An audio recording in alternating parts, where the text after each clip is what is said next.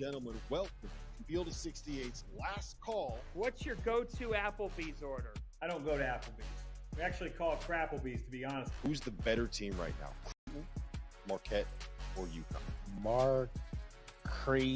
Con. What are you doing? What is that? Pray for Fanta. Oh, come on, Zach. Here we go. It's last call.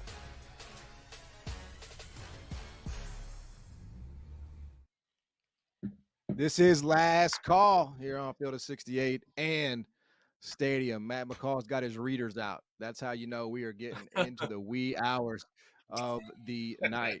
If you've got questions, John, when you get older, man, you got to use them. When you get older, you got to use them. You got to use them. That's right, man. The blue light. You got to use them. All right, man, come on. The blue light glasses for sure. If you have some questions that you want us to hit here, I think it's fair game. Let us know in the chat and we will get to them as we get them. All right, let's get it going. And we'll just have both you guys answer. You may not agree, right? You may, unless it's directed at somebody specifically. In this case, open-ended. Start with you, Matt. Is Oregon a tournament team right now? That's from James. I think it's too early to tell. I think that they've got to be able to win some games, and they're going to win games, in the Pac-12. Can they knock off Arizona? Can they knock off Colorado? I think that would solidify them as a tournament team, but I just don't think their resume up to this point in time solidifies them in the field. I think they've got to win, one or multiple games against those two teams to boost their resume to make sure that they're in the tournament. I think they got to get healthy too. The problem you're going to have with the Pac-12 is how many quad one games will they view you have once you're in the Pac-12, right? With UCLA being down right now, with USC, those are teams that have just been perennial locks in the top four and have been quad one games, and they're not having strong years, so that's dropping those teams. So someone's going to have to play their way in it, and Oregon has a chance. They just got to – one thing, they got to get healthy.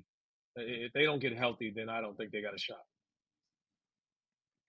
All right, so there you have I have no great opinion on that right now, so I'm just going to defer to you guys there.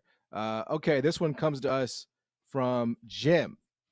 If it's not Illinois, who's the biggest competitor for Purdue? We'll switch it up. We'll go right back to RC.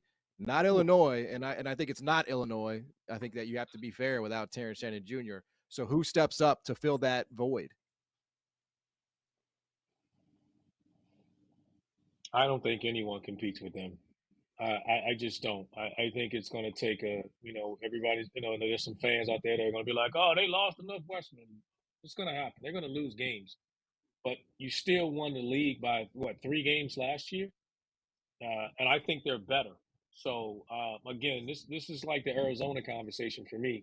It isn't so much about the rest of the league, is that they're that much better than everyone else. And I don't know who's the second best team. Originally, I thought it was Illinois. Now things have happened and that's changed. So I would, if I had to pick, I would. I thought Wisconsin has been playing well early. I just don't like them to finish second. I don't like them at all to finish second in the league, but they could. I mean, but I'm kind of – I don't know who the favorite would be to finish second right now. I thought it would be Illinois. Right now, I don't know. I don't know if Indiana shoots it well enough, and will they get Xavier Johnson back? There's just so many question marks with so many teams. Maryland struggled at the beginning of the year. They were a team that I would have picked. Now they seem like they're starting to figure some things out now. Did they dig themselves too big of a hole? But they still could finish second maybe in conference play. So I'm kind of – I think the race is over. I've often said that I think it's Purdue, and everyone else has been that way by a long shot. I don't think they're going to lose any more than two or three games all year in the Big Ten. Yeah, I'm with RC. I don't think anybody's going to beat Purdue. I think this is a one team race. I think if I had to put, I think there's just like this kind of hodgepodge of a team that could finish second. And you with no Terrence Shannon, you kind of got to take Illinois and put them to the side right now. But you could throw Ohio State in there. You could throw Wisconsin in there with how they've played and some of the wins that they had, especially after not playing very well against Tennessee and Providence. They figured out a way to defend at a higher clip. You would throw Indiana in there, then they go down to Atlanta and get thumped by Auburn. So are they in that mix? We've talked about Michigan State enough. So are they going to kind of rise to the top and figure out, their stuff, and where will they be? Rutgers is another team trying to get healthy, get fully healthy. Can they push through and inch their way to the top of the standings? I think it's a clear-cut Purdue, and then who's going to rise? And I think there's a number of teams that you could put in that category. Man, it's just so amazing that we were just talking about this and talking it through, and Michigan State's just not part of that discussion. It really, really is to me. And we're talking about a top 5 preseason team, and it's just like we don't even. We acknowledge that they will probably be in the mix for the tournament, but in terms of the conference, when you go into it and you're top 5 in the preseason and you're not on that list, it's kind of shocking. But that's let's not forget Ohio State. We don't talk about Let's not forget Ohio State. Yeah. They've gotten off to a good start. I feel the same about Ohio State, and I'm cheering for those guys with all the crap that they've taken over the last couple of years. And you talk on the hot seat conversation. I'm cheering for those guys there. I think they've.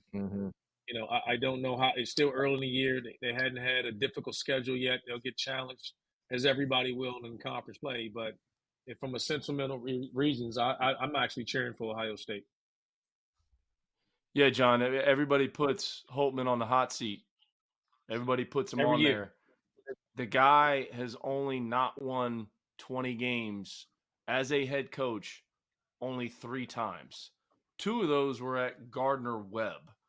Okay, so think about that. And Boiling Springs, North Carolina, I think I said that right, RC. I think that's where Gardner-Webb is. Okay, so 2 of those seasons were there and 1 Ohio State. Every other year since he's been a head coach, he's won 20 games, and he's on the hot seat. That makes no sense to me. That makes no sense. So I'm with RC. I'm cheering for those guys. That guy's a really good coach. He's the Brad Brunell of the Big Ten. It's like they keep trying to run him out of town, and he just freaking keeps winning for no reason. Who are you hiring? Who are you hiring? That's what I always. Who are you hiring is better? Yeah, I agree with you. But they've gotten off to a good start. Let's hope they can keep it up. Yep. All right. Last one. Well, I don't know if we can get 2 minutes out of it, but I'll ask the question. How good, Matt, is Indiana State? This is from Kyle. I think Indiana State's a really good team. How good can they be? I think obviously they can compete for their league championship. Can they win a game in the NCAA tournament? I think they're really good. Listen, there's great basketball across that state. I think they're really good. I think, where they end up in the field and can they win their league? It's a 1-bid league, so you got to win 3 games in 3 days. I think that's the biggest key for them. Yeah, I was going to say, what's the question I'm asking? Are they good nationally? You talking about good nationally or just league or conference? But yeah, it's a 1-bid league, and let's see if they can get out of it before we start talking about can they win a game. I don't know if I'm ready to say that they can win a game in March. Let's see if they can get to March first. Yeah, don't bog down last call with questions like this. What are we doing here, man? You know what I'm saying? Indiana State. Don't they have like the best offense in college basketball? But it's like, who are you playing, right? Like you're not playing right anybody. Now? It's hard to tell. Hard to tell. Again, credit to the execution. Like that still means something. But like, they could actually miss the tournament, because of the high, entry here, so it's hard to say. Ask a question that who's going to win the Mountain West. That would be a question. That's a question. Exactly. How good is Indiana State? We'll find out in, I guess, 2-3 months. We have a lot more to get to here on Last Call. A lot more questions coming in, including Arizona. We're going to get to them. And the Mountain West, which was just asked by you, Matt. So we're going to do that when we come back. You're watching Go to 68 Last Call. We are here on Stadium. We'll be back after this.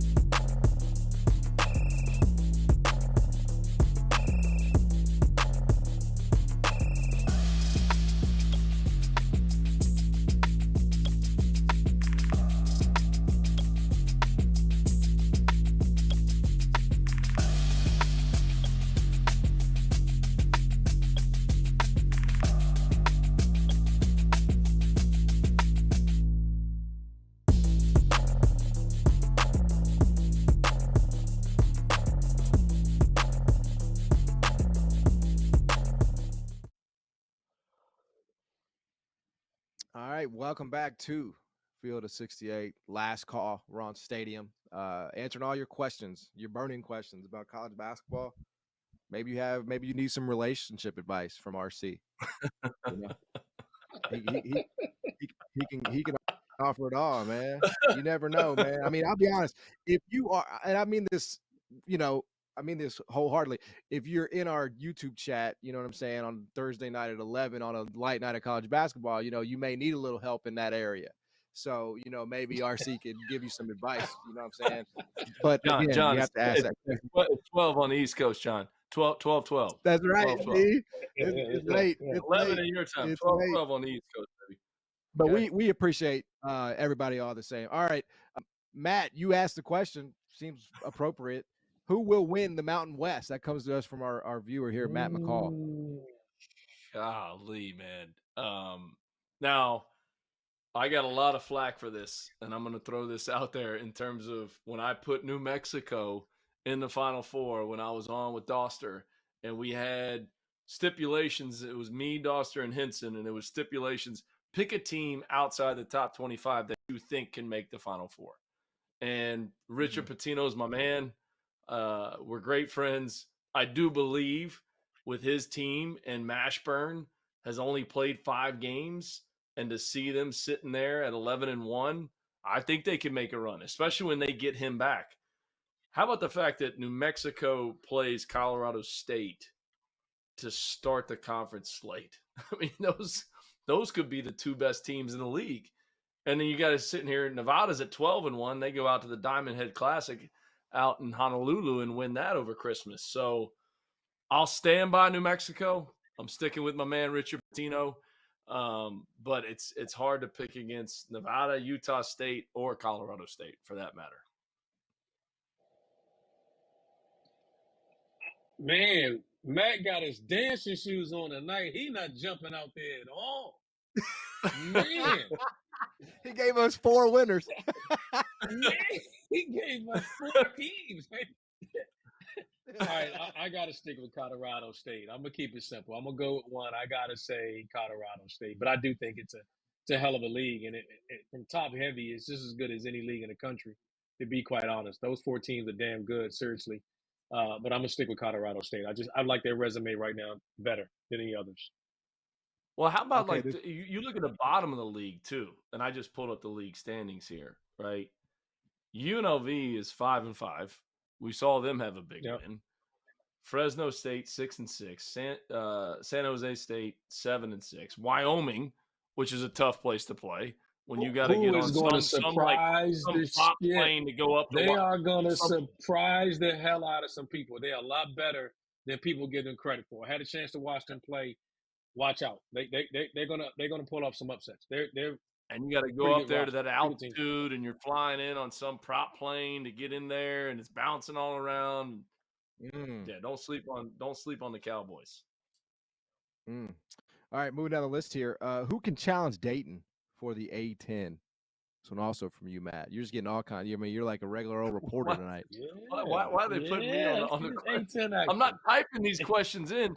It's when Goodman texts earlier, what should we talk about tonight? Because it's not a big slate in college hoops. Okay, it's like, I don't know. Let's talk about the A10. I'm the A10 media guy. I'm high on the Bonnies. I'm high on Mark Schmidt and his team. The transfers they brought in Charles Pride and Micah Adams-Woods, who I think is a terrific player. I think both those 2 guys, the development of Chad Vinning and then Daryl Banks coming back, I think Bonnie's is going to be right there. And then St. Joe's. I mean, Eric Reynolds, you could make a case that he's the best guard in the league. They beat Princeton. They beat Villanova. They've had some huge wins. I mean, Princeton's only loss was to St. Joe's. If you take away that loss early in the season by St. Joe's, it was Texas A&M Commerce or whoever that was that they lost to. Had they not lost that game before they lost to Charleston, you can make a case that they would be in the top 25. So I think those are the 2 biggest contenders against Dayton right now. But I think it's much like the Big Ten, when you watch Dayton and how Coach Grant uses Deron Holmes and they play him as a point forward and he brings the ball up the floor at the center spot. And Nate Santos, you can make an argument he's one of the best transfers in the country for what he's doing. I think at one point in the year he was shooting 60% from the 3-point line. I don't see anybody beating them throughout an 18-game season. Yeah, I think St. Joe's would be the one that I pick to be a threat to him. I think that guard play when you add Lynn Greer, you mentioned Reynolds, big fan of his, and I was shocked even that they got him. I thought he was a kid that was a high major guard coming out of high school. Had a chance to watch him and just enjoyed watching him play. I think him and Lynn Greer, the backcourt, I think that's a high major backcourt, and when you got two high major guards playing at at any level is tough to beat in the A10, and I think they'll be a tough out as well. All right, moving on here. RC, start with you. Why is Arizona still ranked ahead of FAU? That comes to us from Tyler. No, that wasn't from me. I didn't ask that question. Yeah, that was not from Matt. Yeah, that was definitely not from Matt. Definitely won't be from Matt. You got to be honest. I mean, they were what? It's a hell of a game, and Arizona was still a top 4 or 5 team, and FAU had dropped a little bit. I think they rose that they're up to 7th in the country now, right? I mean, they're fine. Mm-hmm. I mean, it's early. Both of these teams, you don't need to worry about where they're ranked right now. You just want to be healthy, continue to iron out and improve the little things, work on some consistency. But I wouldn't worry about the ranking right now. You just want to be right seedings and where you get seeded in the tournament is critical. But FAU, as we talked about, will have a tougher time in their conference play with Memphis than I think Arizona will. But both of these teams had a hell of a non-conference schedule. They battle tested. They'll dance around the rankings and do all those things all year long. I wouldn't worry about it. FAU winning that game and being ranked higher. These are two teams that'll be fighting for 1 seeds when it's all said and done come March.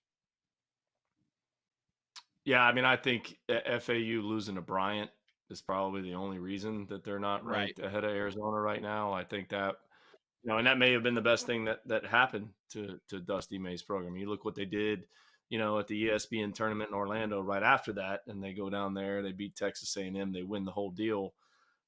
That would be the only reason I would say that they're ranked behind Arizona is the loss to Bryant. And with everything that Bryant dealt with Coach Grasso and Coach Martelli taking over and them naming him the head coach and then them going down there and beating FAU, right after that whole deal went down, I'd say that's the only reason that FAU is ranked behind Arizona. Yeah, I mean, I think it's sometimes these questions are like, bro, look at the bodies of work. I mean, like FAU lost to Bryant, Arizona didn't. I mean, it's like some of these questions are a little obvious, but we still answer them anyway because we care about the audience. We love them. People come, so I don't have to ask. They may not have saw the game, so that's why we're gonna help. Clearly. All right, we got one more segment here before we call it a night. A few more questions to get to. Stick around. You're watching Last Call here on Stadium.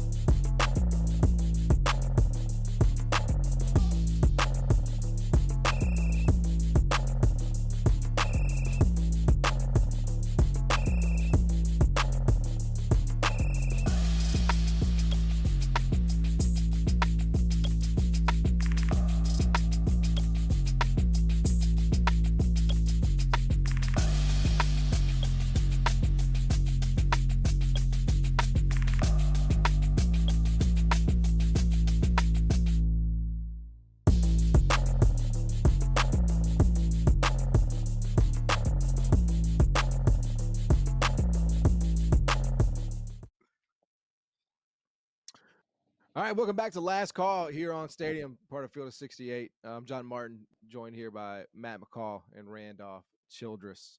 Appreciate everybody being with us tonight as we wrap up the calendar year of 2023. A team that is likely not going to win another game in the calendar year 2023. The Detroit Pistons. RC, are the Pistons a basketball abomination? Dude, that's bad. Like, that's bad. I was cheering for them tonight. I thought, like, how fitting would it be that they break the streak against the best team in the East? And then I was cheering for them, and it just didn't happen. Like, it's bad. Like, I don't even know where they turn to because they were supposed to be good this year. This was supposed to be a step, toward them, trying to get in the playoffs, and they're anything but that. I feel bad for those guys, man. Monty's a big time coach. I like some of their young pieces, but you got to learn how to win, and obviously they don't right now, and that's tough to watch, man. They're still fighting hard. They're competing, but God, it's bad. It's hard to sell. Yeah. Should I say my line that Goodman hates when I say that winning is hard? But it is for the Pistons. It is for the Oh, Pistons. it's really hard. It's it's mission impossible for the Pistons. Mission impossible. It's like an art. They got it down to an art. And it's just like this snowball effect too, right? And now because everybody's talking about it, it's like, do they even believe they can win? To RC's point tonight, they had chances. I mean, the game was coming down, and then it's like, we don't believe we can win this. We're not supposed to win. We're just going to continue this losing streak. You know what's happening to them now, though. Now what's happening to them is teams are competing to be like, man, I don't want to be the team that they beat, so they playing like playoff basketball, not to lose to them. Like, it's bad. Exactly. You know what though? Here's the other thing, RC too, and I don't know if you follow this, but like KG certified, him and Paul Pierce the other night were talking about like when they would go out on the road and when they wouldn't. And if you were playing against a good team, they wouldn't go out on the road. Now those guys are going out on the road when they get to Detroit. I don't know where you go out in Detroit, but those guys are going out on the road and they're still showing up and beating the Pistons. Brutal. Hey, downtown Detroit's nice, man. They probably going over to Windsor, gambling a little bit, coming back in here. Downtown Detroit, you can find what you're looking for. Too cold. All right, RC, we asked and we did receive here from Doug. Doug asked, "What do I get my girlfriend for her birthday?" He wants to know from you, RC, what should Doug get his girlfriend for her birthday? How long is the relationship? That depends on, that's a lot to answer, Doug. Like, if it's your girlfriend, that like, are you planning on marrying her, or are you planning on, like, that's a lot, man. You got to give me some more information from that. Hey man, how about you get her a ring? How about that? Just make it official. Since we're gonna ask questions, get her a ring. Like, step up, Doug. What are you doing? Hey, man. Doug, is this relationship serious, or are you just trying to like? Let's like, are you trying to go out for a nice dinner, or like, what are you doing, Doug? Like, what like, what's the plan here?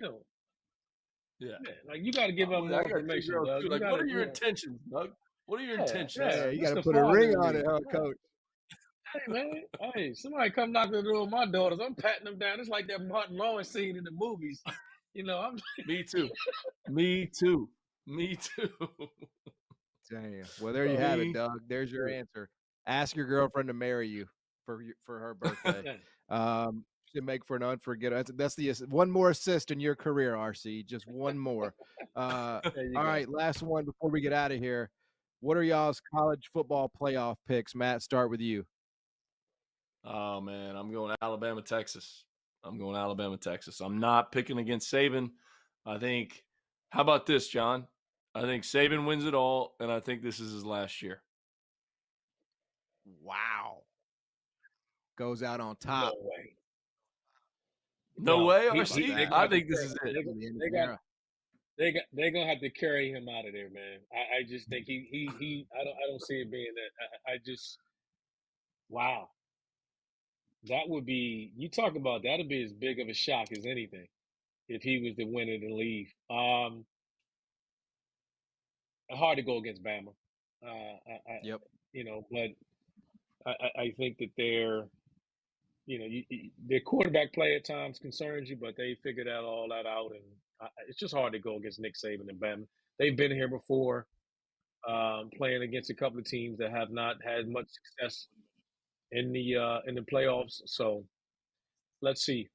I'm cheering for Michigan actually, with all of the distractions that they had going on. So, but I think Alabama's going to win it. I don't disagree. I don't disagree with you guys at all. I'm going. I mean, Alabama's a different team than when they lost to Texas in week 2. I mean, I think when you knock off Georgia in the SEC championship game and control it the way they did, Milrose, he's an animal right now. And Michigan, quite simply, just has not seen a quarterback of his ability in the Big Ten, and so I think that's going to be a real challenge for them in this one. So, at any rate, fellas, it's been a blast. Have a happy and safe New Year with your families. Enjoy it as always. Field of 68 After Dark is going to be back tomorrow. Of course, we'll be back here on Stadium for Last Call. So make sure you stay tuned for that. For Randolph Childress, for Matt McCall, I'm John Martin. Thanks for tuning in to Last Call on Stadium. Have a great night.